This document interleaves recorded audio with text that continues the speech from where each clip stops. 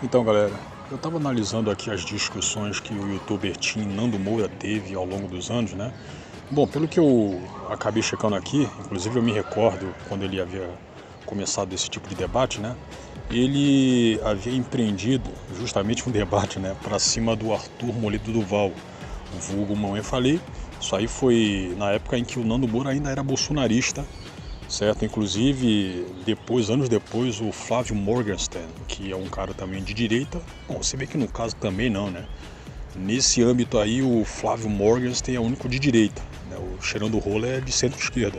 Inclusive, ele sempre havia demonstrado isso aí, por mais que tenha passado um tempo aí puxando o saco do Jair Bolsonaro, mas era uma coisa completamente oportunista. A partir disso aí, você até pode falar pra mim que, porra, mas teve muita gente oportunista até hoje, né?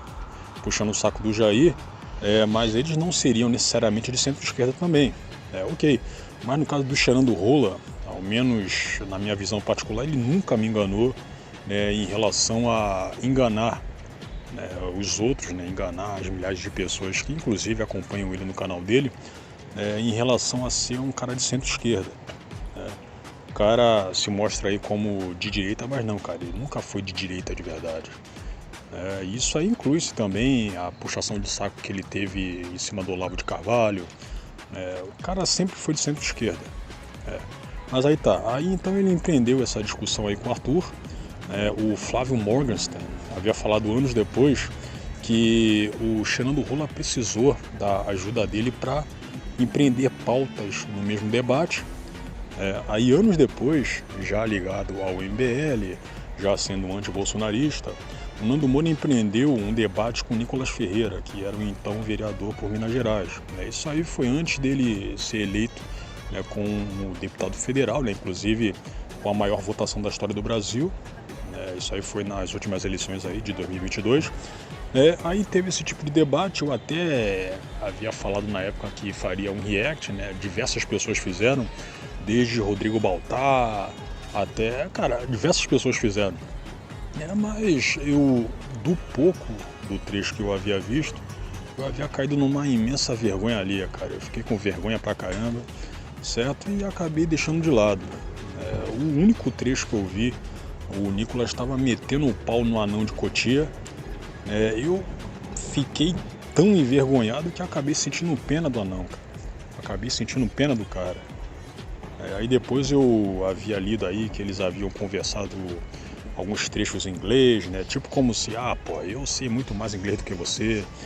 Aí depois as pessoas também notabilizaram outro fato vergonha ali nesse mesmo debate, né? Dizendo que o cheirando rola estava tão nervoso que ele estava tremendo, cara. Ele estava com as mãozinhas tremendo, né? Querendo literalmente bater no Nicolas, cara.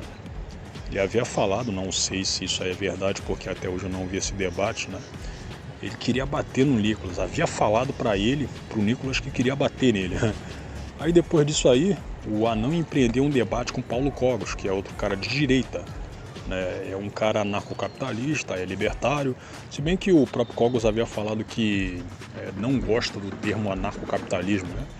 Mas é o termo qual ele é conhecido, certo? Empreendeu esse debate aí, só que havia sido como uma interrupção, em um debate que já estava rolando entre o próprio Paulo Cogos, né, com Marcelo Brigadeiro, que dá para você citar aí como sendo uma cachorrinha do anão, né? É o braço direito do anão. Eu tô lembrado que o Marcelo Brigadeiro, a primeira vez a qual eu havia falado nele, que havia sido há anos atrás, isso aí foi também antes da época do Jair Bolsonaro ser eleito, né? Em que ele havia feito um vídeo ameaçando dar porrada no Jean Willis, né, que era um então deputado, né, aqui por São Paulo, inclusive deputado psolista, né, como a gente já poderia esperar. Eu acho que estava envolvendo questões aí de ensino sexual para criança nas escolas e tudo mais. Aí falou que se o Jean Willis estivesse envolvido nisso aí, inclusive, não sei, não sei se, cara, não lembro se o Jean Willis estava envolvido em relação a divulgar esse tipo de coisa. Só que ele ameaçou o Jean Willis de dar porrada nele. Teve essa questão, certo? Aí o Brigadeiro, né, que inclusive tem um certo histórico aí de ressentimento contra o Jair Bolsonaro, né, na atuação do próprio Marcelo lá em Santa Catarina. Pelo sotaque eu achava que ele era carioca, não. O Marcelo Brigadeiro, ele é de Santa Catarina. Se bem que, pelo que eu havia sacado lá nas terras de Florianópolis, o pessoal tem um sotaque um pouco parecido com carioca. Aí teve esse tipo de ressentimento, né? O Jair Bolsonaro, pelo que as pessoas me falaram, ele não havia apoiado o candidato do Brigadeiro, ou então o próprio Brigadeiro, cara. Eu sinceramente não sei, então não quero passar informação falsa sem saber. Aí o Brigadeiro, né, ele estava crescendo em relação a ter popularidade, né, do lado do Xenão do Rola nesses últimos tempos, né? Teve esse debate aí com o Cogos, aí, inclusive, tanto esse debate aí quanto o do Nicolas, né, com o Xenão do Rola, foram feitos no podcast, podcast também entre aspas, né, já que podcast é arquivo de áudio, Inteligência Limitada, que é do Rogério Vilela, que é ligado também ao MBL, certo? Aí teve esse debate, né, como eu havia acabado de falar, e o Paulo Cogos, né, supostamente havia chamado o Xenão do Rola, né, já que o Xenão do Rola estava querendo entrar e tudo mais, né, até para tentar ver se amenizava o nível da vergonha que ele havia sofrido com o debate com o Nicolas. O Xenão do Rola pegou o carro dele, saiu lá de Cotia, veio até aqui para São Paulo, e segundo o que me disseram, também não havia visto esse debate, né, Xenão do Rola havia, né, gritado, xingado pra cacete. Não, a gente já poderia esperar isso aí também, né, cara? O sujeito tem 40 anos de idade e não consegue empreender qualquer debate sem xingar. Eu acho que quando ele havia feito um debate com o Arthur, havia sido um pouquinho diferente, né, cara? Havia sido um pouquinho diferente, mas de alguns tempos pra cá o cara ficou muito mais mal educado, sabe? Se você pegar a época em que ele se fingia de bolsonarista, ele era um pouco mais educado do que hoje. Aí você nota que, tá faltando muita coisa na vida dele, o qual as pessoas normais conseguem desfrutar, e que acaba deixando ele puto. Sacou o quê? Amigos de verdade, certo? Ele até pode falar que aqueles puxa-sacos que ficam no condomínio dele lá, que inclusive fazem a segurança dele, são amigos, não é mais não, cara. Inclusive, se você falar no ramo da amizade, ele teve diversas, entre aspas, amizades aí, inclusive com pessoas públicas, mas acabou colocando todas elas com os burros na água, né, cara? O cara não consegue ser flexível, né, também, por mais que o outro lado lá tenha errado, ele não consegue ser um cara flexível, ele não consegue segurar as pontas, né? No caso do Xenão do Rola é tudo 8 ou 80. Eu já havia sacado isso aí há anos atrás. Aí o Xenão do Rola irrompeu nesse debate aí do Cogos com o Brigadeiro, ficou xingando pra cacete, né? Aí depois o Rogério Vilela havia sido questionado sobre o porquê de ter deixado o Xenão do Rola ter interrompido esse debate aí, né? De ter feito parte. Aí o Vilela, né, como todo sujeito dissimulado pra cacete, falou, foi o Cogos que pediu. Aí falei com ele lá no X, cara, independente disso aí, você é o dono do, entre aspas, podcast. É você quem define quem entra ou não. Inclusive, nessas questões aí, você devia deixar o debate acabar, né, e se... Não, isso aí eu não falei não, tô estendendo isso aqui agora. Eu falei com ele que, cara, você é o dono do podcast, cara, você só aceitou o Xenão do Rola entrar por conta de dinheiro. Você só aceitou por conta de dinheiro. É claro que traria muito mais rendimentos para você. Porque se fosse o debate apenas resumido ao Cogos e ao Brigadeiro, você não ganharia tanto dinheiro. E se você pegar o repertório do, entre aspas, podcast do Vilela, Inteligência, né? Você vai notar que ele entrevista praticamente todo tipo de gente, cara. Certo? Quando teve o caso Raluca, ele entrevistou gente que estava, obviamente, envolvida no próprio caso, tipo aquele Putones, entrevistou o Jean L, entrevistou o Stott, certo? Ele só não entrevistou a própria Raluca, né? Teve isso aí, né? E, sim, de vez em quando ele pega alguns influencers aí que são da moda, certo? Dentre esses hosts de, entre aspas, podcasts aí, que são grandes, eu acho que o único que é um pouco mais econômico, que faz uma varredura um pouco mais seletiva, né, em relação a colocar entrevistados, é o Arthur Petri, que faz parte daquele A Deriva, né? Tanto é que eu acho esse aí o melhor, entre aspas, podcast que tem. É o melhor de todos, certo? E ele pega também pessoas que são mais próximas do brasileiro médio, né? Que, por mais defeitos que ele tenha, tem histórias muito interessantes, cara. Certo? Qualquer brasileiro aí, não, qualquer também não, né? Mas o brasileiro médio geralmente tem histórias pessoais muito interessantes. Aí, porra, quando eu havia empreendido esse papo aí com o Vilela, né? Falando que, porra, você só deixou o cheirando o rolo entrar por conta de grana, né, cara? Eu havia falado, chamado ele de bocó e tudo mais, né? Eu não sabia que o Vilela tinha o costume de bloquear as pessoas no X, certo? Só soube depois, mas pelo que eu havia sacado aqui, ele não havia me bloqueado até hoje.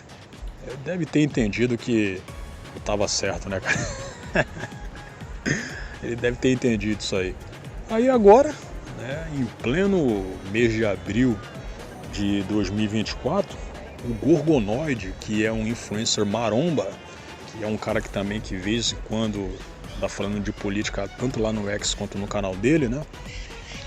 Ele, né, quis marcar um debate com o Xerando Rola, né, e do que eu havia lido aqui, o Xerando Rola, né, combinou em tal hora e tudo mais, sendo que houve justamente uma confusão de horários.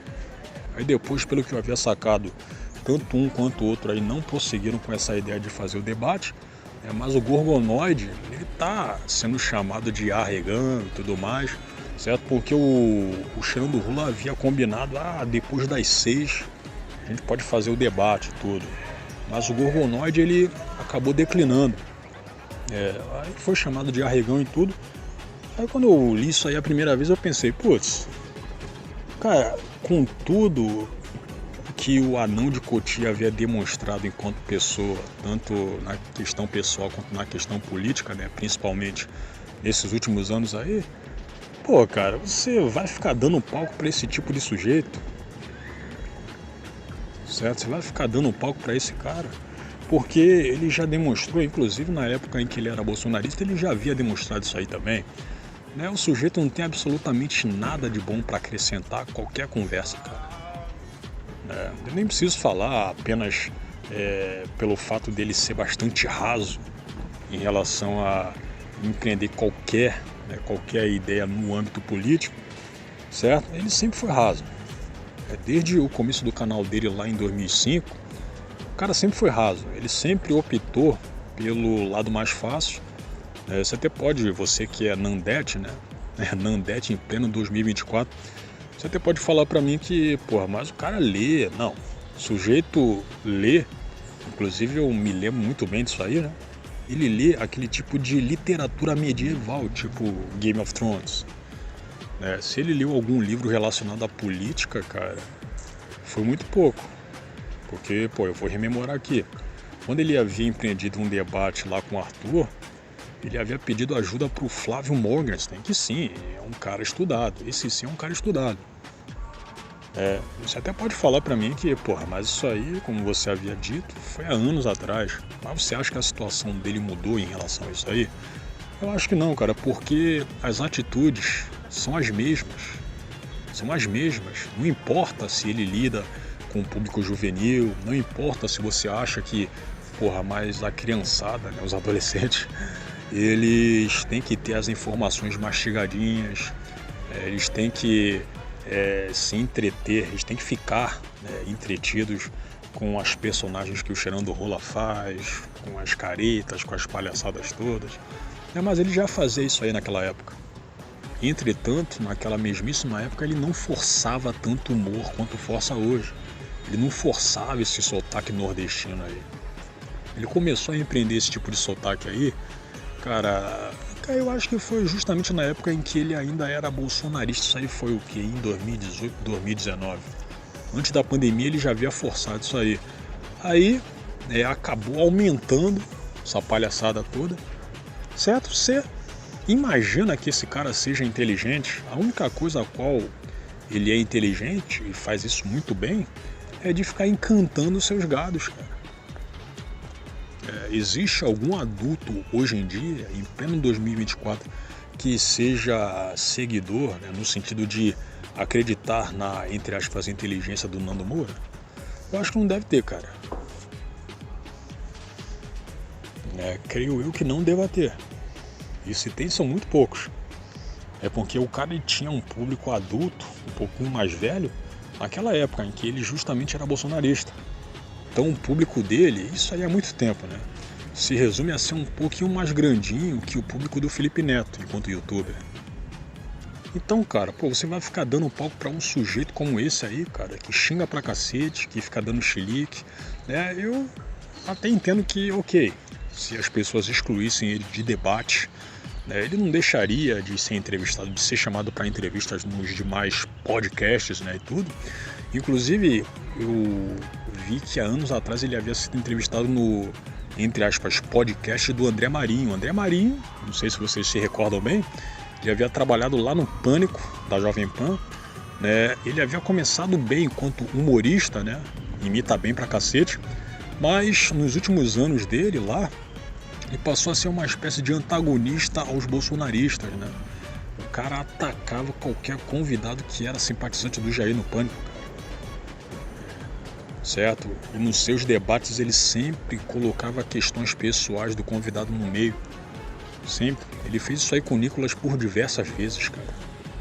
O cara era tão insuportável que chegou a brigar com um dos bolsonaristas lá, cara. Aí saiu de lá porque, segundo o que ele havia falado, o pessoal havia pedido a cabeça dele lá, mas porra, cara, eu não concordo com isso aí de você, né, chamar o chefe pra pedir, mas o sujeito, enquanto funcionário lá do Pânico na TV, do Pânico, né, lá da Jovem Pan, tava insuportável, cara. Tava insuportável. As discussões dele até poderiam alegrar o pessoal do MBL, né, que naquela época já tava atacando o Jair pra cacete, atacando os bolsonaristas, mas o sujeito tava insuportável, cara. Os debates dele, ao menos na minha questão pessoal aqui, né, me faziam mal, cara. Me faziam mal, não era algo saudável. Você até pode falar pra mim que, porra, cara, mas você tá falando isso aí porque ele atacava justamente os bolsonaristas. Não, cara. Não apenas isso aí, né? Mas o André Marinho jogava sujo pra cacete, cara. Ele era desonesto para um cacete. Eu aposto com você que ele irritava até pessoas que não eram bolsonaristas. Se bobear, irritava até pessoas que não eram de direita, né, cara? Certo? O pai do cara é tucano, já foi bolsonarista, então dá pra você sacar que todo aquele ressentimento, se bem que as pessoas também já haviam sacado isso, né? Todo aquele ressentimento que o André despejava no Pânico era por conta justamente do pai ter sido preterido, em relação a ganhar algum benefício, vindo do Jair. E por outro lado, você pega aqui o Paulo Figueiredo Filho, que recentemente também havia falado que a sua luta política não tem nada a ver nem com bolsonarismo e nem com conservadorismo, apesar do cara ser sim sustentado por bolsonaristas, né? Ele havia colocado o André Marinho, isso aí alguns meses atrás, lá no Fio Diário, como sendo de direita, cara. Como de direita, cara. Ainda mais o André Marinho sendo simpatizante do MBL. Como de direita? O cara é de centro-esquerda, pô. Ele é de centro-esquerda. Sacou? Eu acho que a única pessoa que concordaria com esse tipo de coisa seria o Adrilho Jorge. Não, se bem que o Adrilho Jorge, quando havia escutado isso aí, ele havia discordado. Não dá pra você colocar gente como o André Marinho como de direita, cara. Eu acho que seria a mesma coisa de você colocar o quê? O Danilo Gentili como de direita, cara. Mas acontece que o bolsonarismo nem sempre é sinônimo de quem é de direita. Não, cara. Você acha que alguém simpatizante do MBL é de direita, cara? No âmbito geral, você acha que é? Não é, cara. Não é. Até porque o MBL já havia demonstrado por muitas vezes, ainda mais na época da pandemia, ser completamente diferente de um direitista normal, cara. Não é? Se você é a favor do fica em casa, do lockdown, você não é de direita, cara. Você não é. Se você é a favor da imposição daquelas vacinas lá, que foram feitas o quê? Com uns 2 anos de pesquisa, se bem que naquela época foi até menos, né? Foi 1 ano. Você não é de direita, cara. Certo? Você não tá sendo pró-liberdade. Então, cara, pra encerrar, gente como Nando Moura tem que ser ostracizada, cara. Ao menos ele não deve ter ajuda do pessoal de direita pra sempre estar na boca do povo. Você pega que os 3 canais aí, que são o quê? Eu acho que dá pra você citar como os 3 maiores canais de direita do YouTube, né? Que são o Fio Diário, a Revista Oeste e o Braddock Show, não falam nele. Eles não falam, cara. Eles não falam porque, pô, reconhecem que o cara no cenário político é inútil. É um inútil. É uma pessoa que, como eu já havia deixado claro, né? É uma personificação da piada humana que utiliza da política, né, para se valer aí enquanto opinador, enquanto influenciador, certo? Mas o próprio Olavo de Carvalho havia falado que o Nando Moura não entende porcaria nenhuma de política, certo? Então pra que ficar dando holofote pra esse cara aí? De vez em quando o Fio Diário ele bate no pessoal do MBL, que, né, nem preciso falar pra você que a alta cúpula é bem mais famosa do que esse anão de Cotia aí. O Kim, porra, Kim é famoso pra caramba. O Arthur é famoso. O Renan Turdeblon de Santos é mais famoso. Agora o cheirando do rolo é quem? Ele precisa também desse pessoal aí, do MBL, pra estar sob os holofotes. Porque se for só ele enquanto pessoa pública relevante, ele não consegue nada, cara. Ele vai ficar nichado mais do que ele já é. Então tu vai dar atenção pra um cara desses aí? Você até pode dar atenção no sentido de descer o malho nele, né? Como eu tô fazendo agora. Mas, pô, vocês aí que são pessoas públicas, né? Gente que é, porra, absurdamente mais famosa do que eu, gente como o Gorgo, gente como o Paulo Cogos, não tem que ficar dando atenção pra esse sujeito aí, cara. Certo? O pessoal desses 3 canais aí não fala nem sobre o Brigadeiro, cara. Eles sabem muito bem que esses 2 aí são irrelevantes pra cacete. Eles sabem. Então pra que ficar dando atenção? Eu até entendo que quando o Google teve aquele debate com o Brigadeiro, ele saiu como vitorioso, né? Porque de fato havia enquadrado o Marcelo, né? Por questões aí as quais ele evidentemente não conseguiu convencer nas suas respostas. O pessoal aqui fora não, isso aí foi pela internet. O pessoal, entre aspas, ovacionou ele, né? Ovacionou o Gorgonoide. Tá entendendo? Mas, pô, cara, ok, ganhou, beleza, cara. Agora você quer detonar o cheirando rola também em um debate? Você não precisa disso aí, cara. Aí se bobear, enquanto influencer maromba, você acaba se queimando, cara. Porque você vai ficar empreendendo briguinhas, empreendendo briga com gente que é acostumado a ficar xingando pela internet, a ficar ameaçando as pessoas pela internet. Aí os patrocinadores, as empresas que te dão dinheiro para você divulgar o produto, né, evidentemente, pulam fora. E aí, cara? Aí como é que fica? Então não arruma, cara. Não tô falando para arrumar sarna para se coçar no sentido de que o cheirando rola vai fazer. Não, o cheirando rola não vai fazer absolutamente nada. Certo? Ele não faz nada. Mas as empresas podem acabar se afastando, porra, do Gorgonoide, cara. Isso pode acontecer.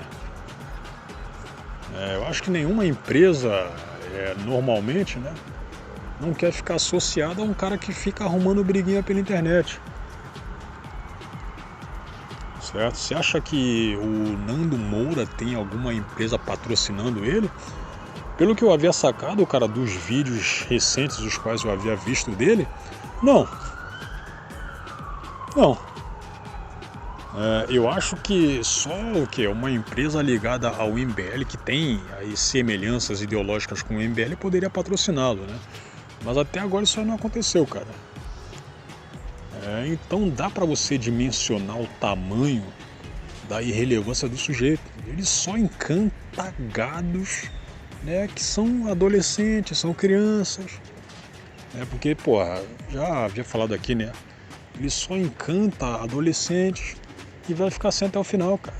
até o sujeito envelhecer, até o cara não ter mais saco, né, pra ficar fazendo palhaçada, ele vai ficar com isso aí, cara. Então, resumam-se a ignorar esse cara aí, cara. Deixem ele na insignificância dele. É isso.